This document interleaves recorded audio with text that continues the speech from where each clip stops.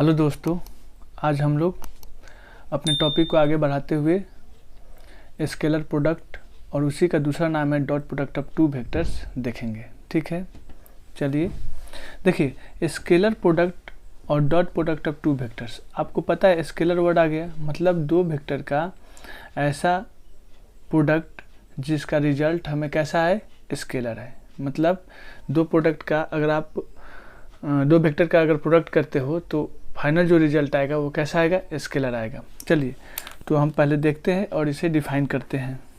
देखिए, मैं दो वेक्टर ले रहा हूँ, एक वेक्टर ए है और दूसरा वेक्टर अपना बी है। ठीक है, एक वेक्टर ए है और दूसरा वेक्टर क्या है, बी है। और दोनों वेक्टर के बीच का एंगल क्या है, मेरा थीटा है। दोनों वेक्टर के बीच का एंगल क्या है, थीटा है।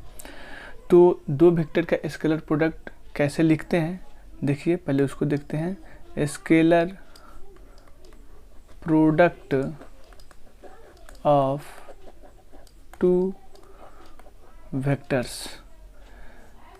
वेक्टर कौन कौन है, A and B, is denoted by. कैसे डिनोट करते हैं, दो वेक्टर का अगर डॉट प्रोडक्ट जहाँ भी लिखा हुआ आपको मिलेगा तो वहाँ पे देखोगे उसका नोटेशन होगा ए और बीच में ऐसे देते हैं डॉट बी। ठीक है, अब आता है कि दो वेक्टर का डॉट प्रोडक्ट डिफाइन कैसे होता है। तो यहाँ पे लिखते हैं अपना पॉइंट वाइज, स्केलर प्रोडक्ट। देखिए, स्केलर प्रोडक्ट बोलिए या आप डॉट प्रोडक्ट बोलिए, बात सेम है। ठीक है, स्केलर प्रोडक्ट ऑफ टू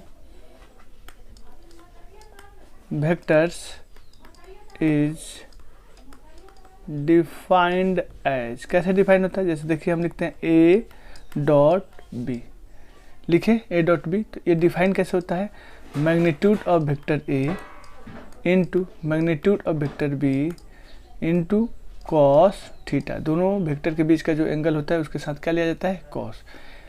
तो हम लोग दो वेक्टर का डॉट प्रोडक्ट या इसी को क्या बोला जाए, स्केलर प्रोडक्ट कैसे डिफाइन होता है, ए बी कॉस थीटा। आप देख रहे हैं ए जो है ये भी मैग्नीट्यूड वाइज है, बी जो है इसका भी मैग्नीट्यूड लिए हैं, और सी जो है ए जो है वो भी मैग्नीट्यूड है, बी जो है वो भी मैग्नीट्यूड है, और कॉस थीटा जो है ये भी यहाँ अपना क्या रिप्रेजेंट कर रहा है, मैग्नीट्यूड को। कॉस 30 कॉस 40 कुछ भी आता है तो आप जानते हो ये एब्सोल्यूट वैल्यू आता है ना। तो ये पूरा का पूरा क्या है, ये भी मैग्नीट्यूड, मतलब 2 4 इंटू समथिंग। तो प्रोडक्ट करोगे तो पूरा का पूरा एक स्केलर आएगा। इसी वजह से ए डॉट बी को हम लोग क्या बोलते हैं, स्केलर प्रोडक्ट। समझ में आ रहा है। और इसे डिनोट करने का तरीका जो है ए डॉट बी, इसलिए डॉट दो वेक्टर के बीच में डॉट का सिंबल देते हैं, कारण है इसके नाम का यही डॉट प्रोडक्ट। ठीक है, तो हम क्या बोल सकते हैं कि ए डॉट बी हमेशा क्या होगा, एक स्केलर क्वांटिटी होगा। ठीक है, इसमें किसी को कोई डाउट नहीं होनी चाहिए। अब देखिए, अब दो वेक्टर है हमारा ए और बी है और थीटा उसके बीच का एंगल है ना। यहाँ पे हम अगले पेज में लिख भी रहे हैं आपको कि थीटा क्या है, एंगल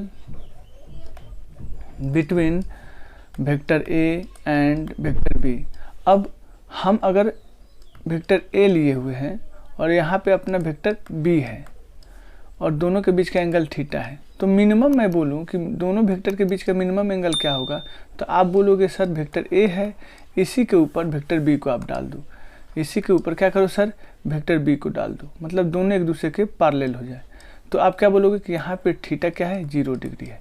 मैं बोलूँ मैक्सिमम कब होगा, तो आप बोलोगे सर वेक्टर ए जो है यहाँ पे जस्ट बी को रोटेट करते हुए 180 डिग्री कर दो। ऐसे देखो ये पॉइंट है, यहाँ वेक्टर बी को ला दो तो कितना एंगल हो जाएगा, 180 डिग्री, और इसे क्या बोलते हैं, पाई रेडियन। ठीक है, ये होगा।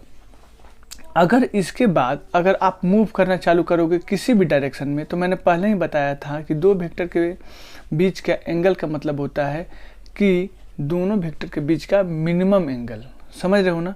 तो अब अगर वेक्टर यहाँ पे ए रख रहे हो, आप ए रख रहे हो और यहाँ से जैसे भी रोटेट किया आपने, यहाँ वेक्टर बी किया, तो अब ये मैक्सिमम एंगल हो जाएगा। तो ये दोनों वेक्टर के बीच का एंगल नहीं बोलेंगे, हम मिनिमम वाला बोलेंगे, इससे बोलेंगे।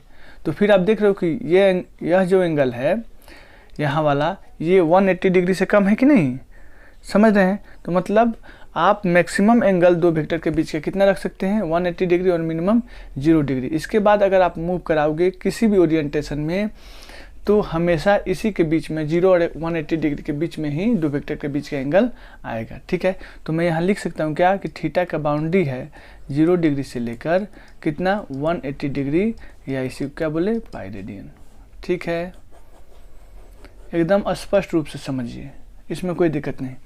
अब दो वेक्टर के डॉट प्रोडक्ट का ज्योमेट्रिकल मीनिंग हम क्या लेंगे, इसको अगर समझना है आपको तो सबसे पहले समझना होगा जो मैं अभी पॉइंट एक्सप्लेन कर रहा हूँ, ठीक है। देखिए अपना जो पॉइंट है क्या है, projection of a point and a line. एक पॉइंट का और एक लाइन लिया जाए तो उसके प्रोजेक्शन का मतलब क्या होता है पहले समझना जरूरी है। देखिए मैं एक लाइन ले रहा हूँ, मेरा लाइन ये क्या है, ए बी एक लाइन है। अगर जिस प्लेन में ए बी है उसी प्लेन में मैं एक पॉइंट कंसीडर कर रहा हूँ और इस पॉइंट का मैं नाम दे रहा हूँ एम।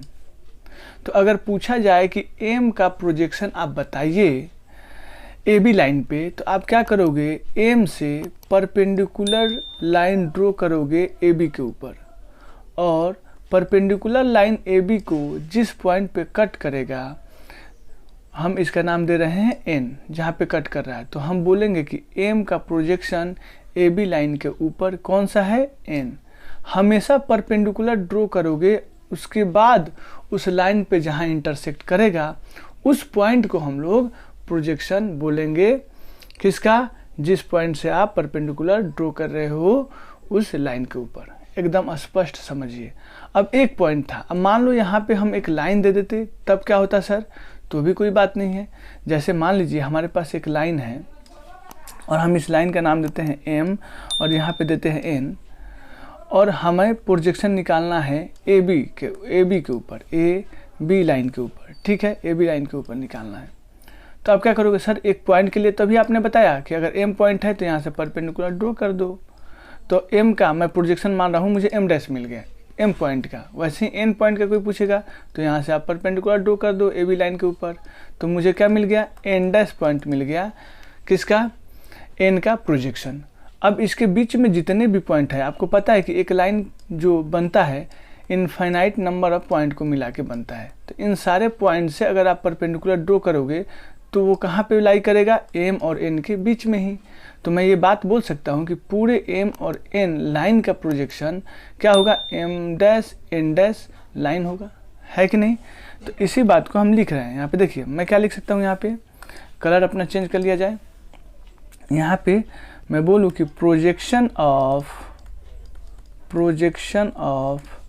पॉइंट एम कहाँ पे, ऑन लाइन ए बी क्या होगा, इज इक्वल टू, तो क्या बोलेंगे हम, फुट, जो ये फुट है परपेंडिकुलर डाले हम इसे बोल रहे हैं फुट ऑफ परपेंडिकुलर फ्रॉम, कहाँ से जी, M, from M to line, M to line. और जब ऐसा करोगे तो आपको कौन सा मिला, पॉइंट मिलेगा, पॉइंट एन मिला, पॉइंट क्या मिला मुझे, एन मिला, हो गया।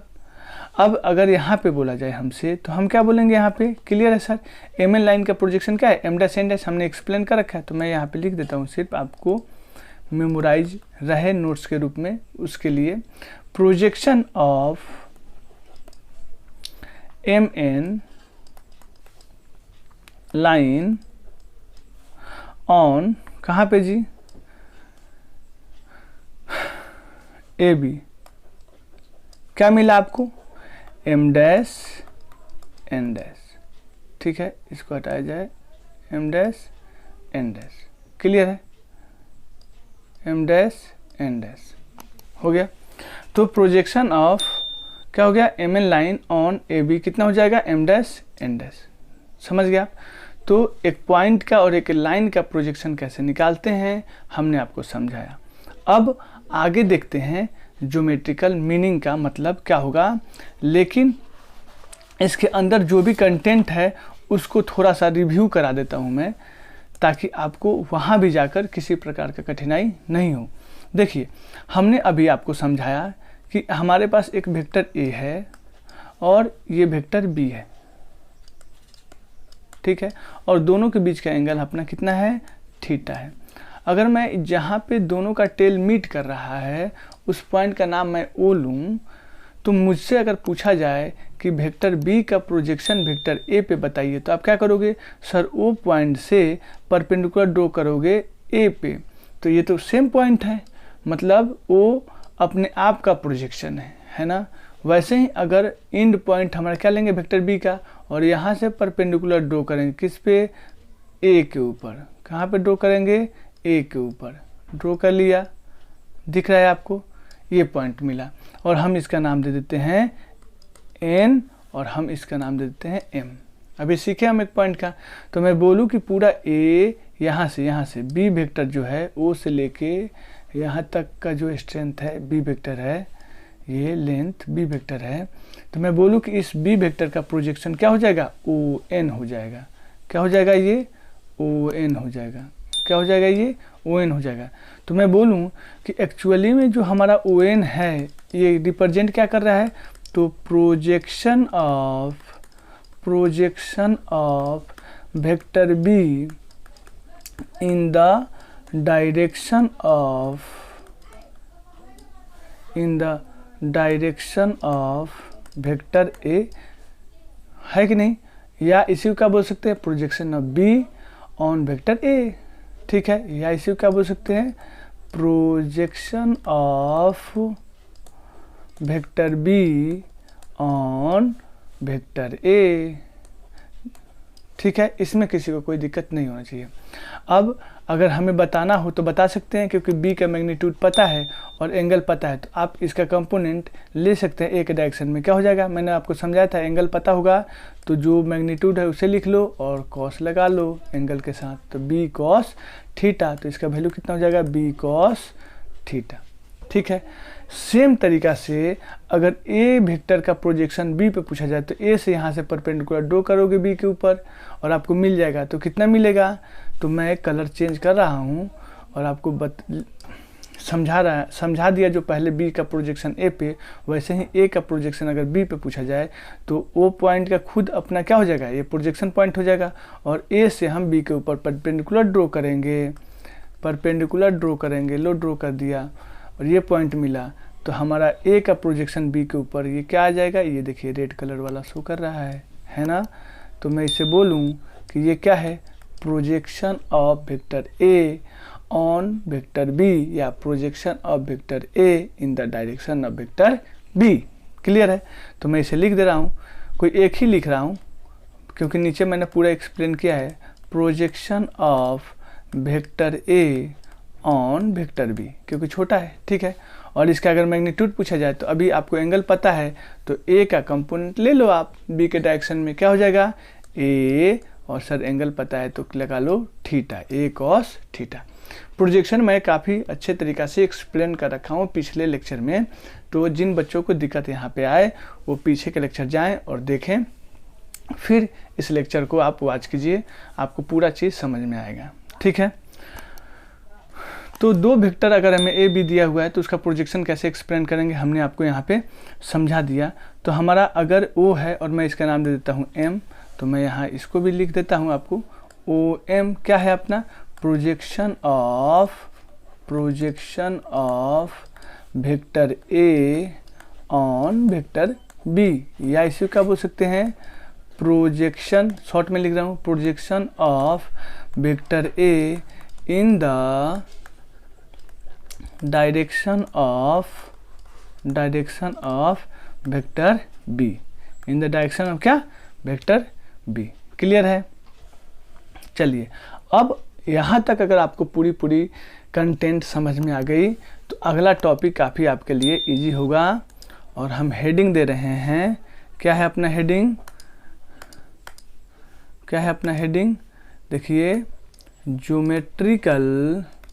Geometrical meaning of dot product, या आप लिखो क्रॉस प्रोडक्ट, डॉट प्रोडक्ट, ठीक है, geometrical meaning of dot product, ठीक है। अब क्या होता है sir geometrical meaning of dot product? तो अभी तो सर आपने पूरा एक्सप्लेन किया, हाँ मैंने पूरा एक्सप्लेन किया और आप जानते भी हो कैसा है।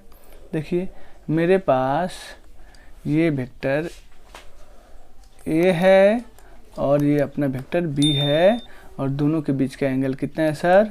थीटा है, ठीक है।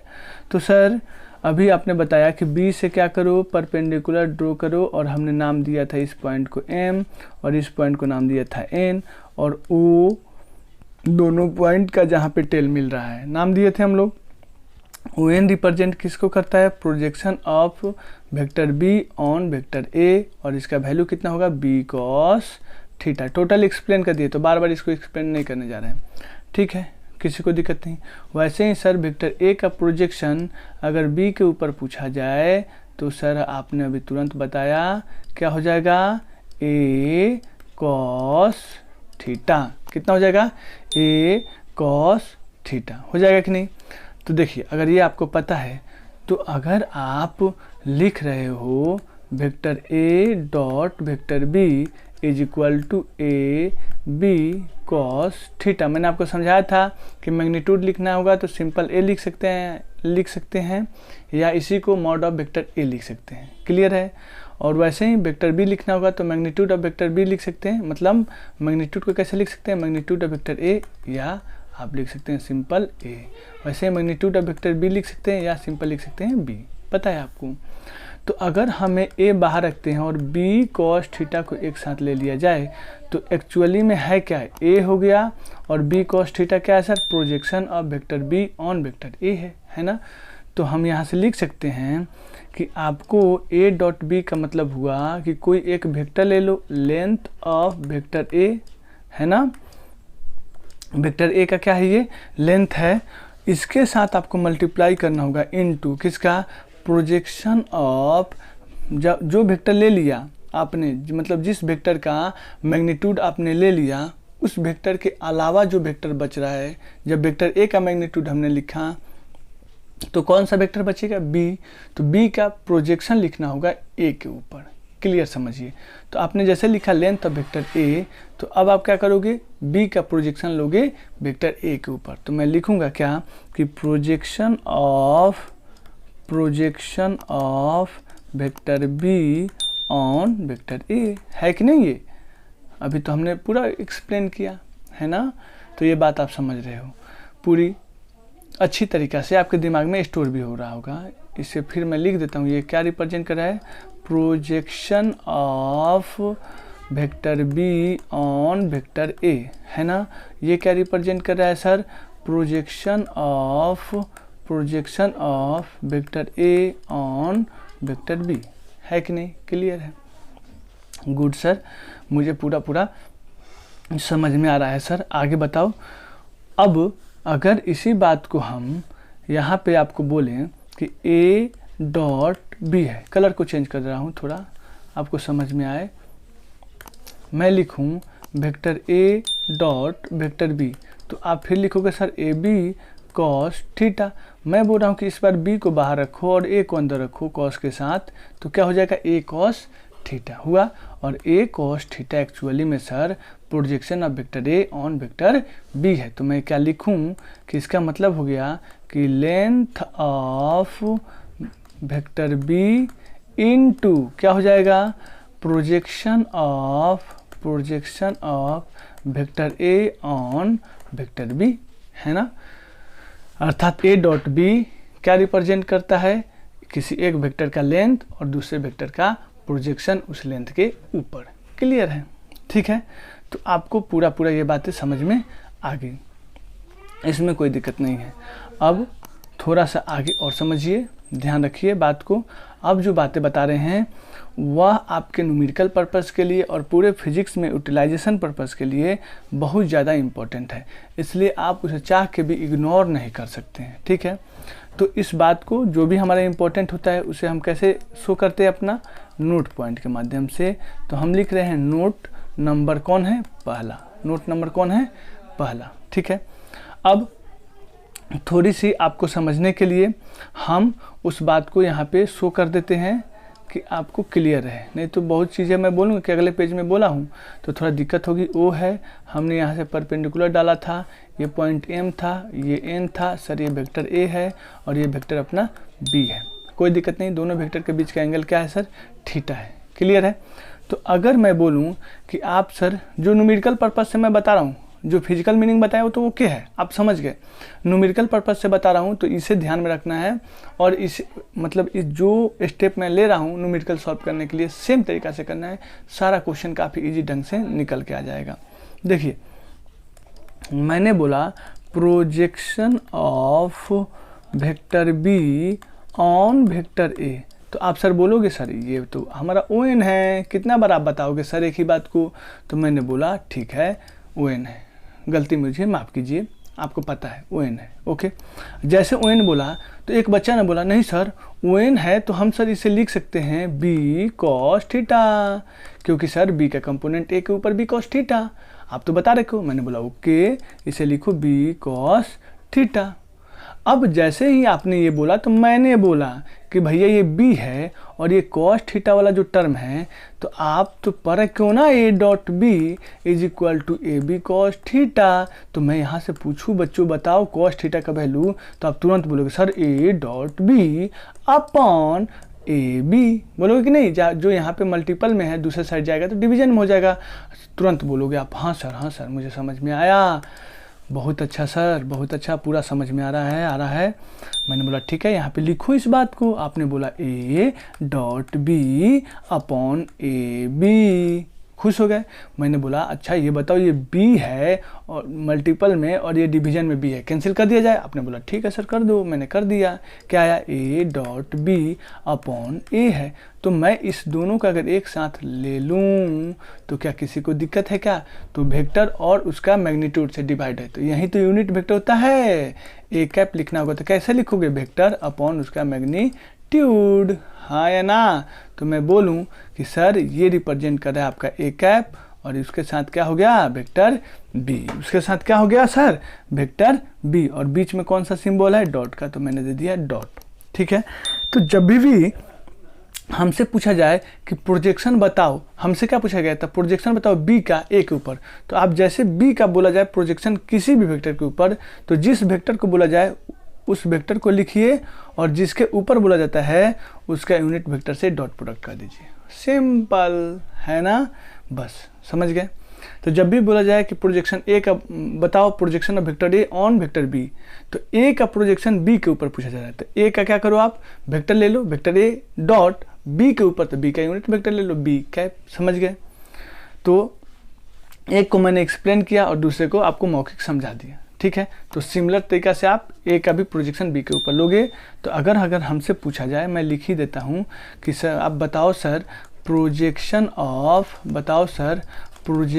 Of vector A on vector B, तो फिजिकल मीनिंग तो समझ गए सर, ज्योमेट्रिकल मीनिंग समझ गए।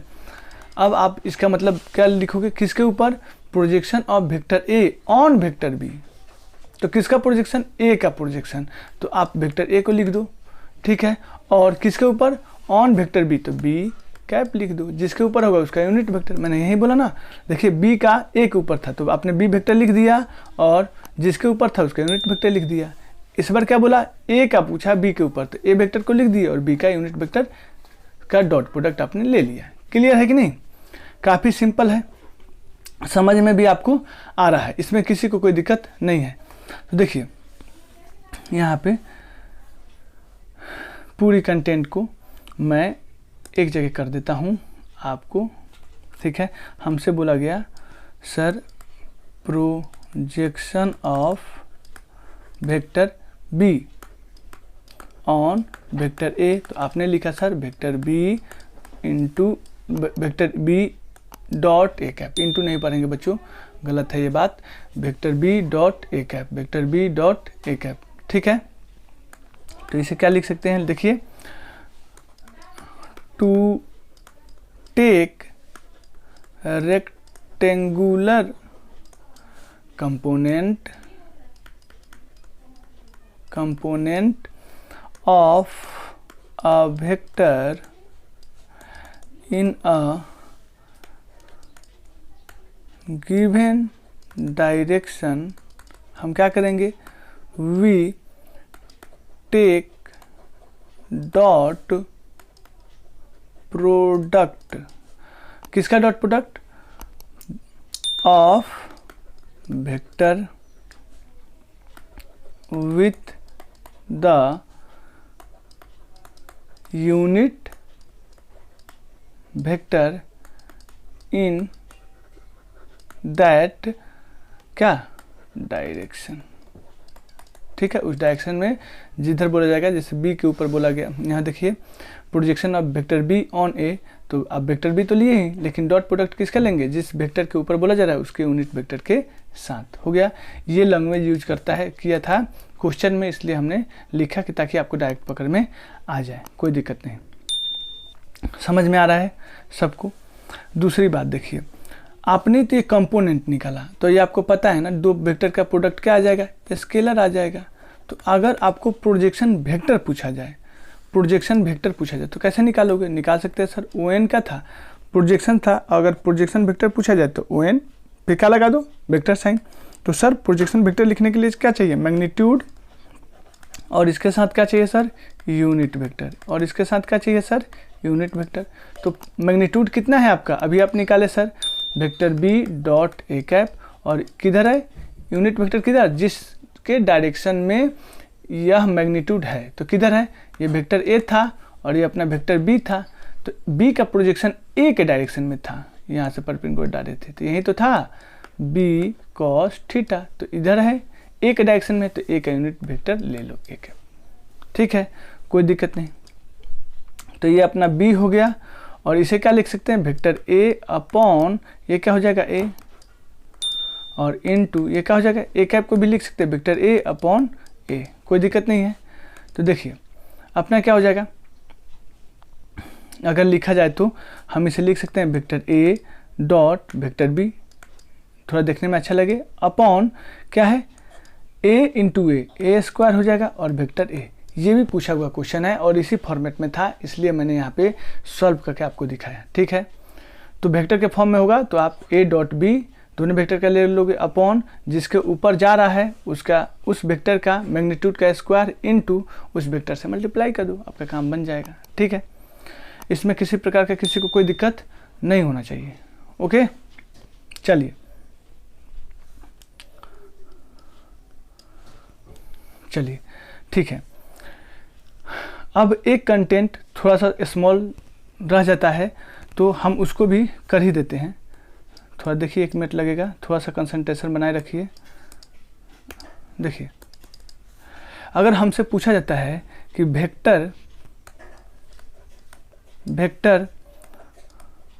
Component of vector B perpendicular to vector A, तो आपको पता है क्या पूछा गया, vector component of B perpendicular to vector A, तो ये अपना वेक्टर बी है और ये अपना वेक्टर ए है ना। तो बी का ये एक कंपोनेंट तो एलोंग हो गया वेक्टर ए के, क्या, बी कॉस थीटा, और इसका परपेंडिकुलर कंपोनेंट किधर जाएगा, इधर जाएगा ना। तो वो हमें दिख रहा है कि एम एन के क्या है, पैरेलल है ना। तो हम एम एन निकाल ले या इसे पता कर ले, बात सेम है। तो हम ट्रायंगल लॉ लगा देते हैं, वेक्टर ट्रायंगल लॉ लगा देते हैं, तो क्या हो जाएगा, इन लिखूं इन ट्रायंगल किस में, ओ एम एन में, क्या मैं बोल सकता हूँ, O N vector plus O N vector plus क्या हो जाएगा, M N vector is equal to M N vector, ये इज इक्वल टू क्या हो जाएगा, ये वेक्टर क्या, ओ एम वेक्टर। अगर यहाँ हमसे क्या चाहिए, एन एम वेक्टर चाहिए या एम एन वेक्टर चाहिए, तो मैं क्या लिखूँ, M N vector is equal to O M vector minus O N vector, ठीक है। और ओ एम वेक्टर हमें पता है क्या है, वेक्टर बी है, और ओ एन वेक्टर क्या है, अभी आपने निकाला है, देखिए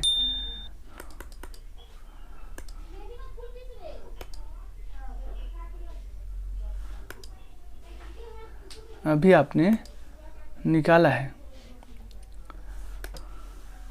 ओ एन वेक्टर कहाँ गया जी, ये है ना, यही तो था, ओ एन वेक्टर था ना।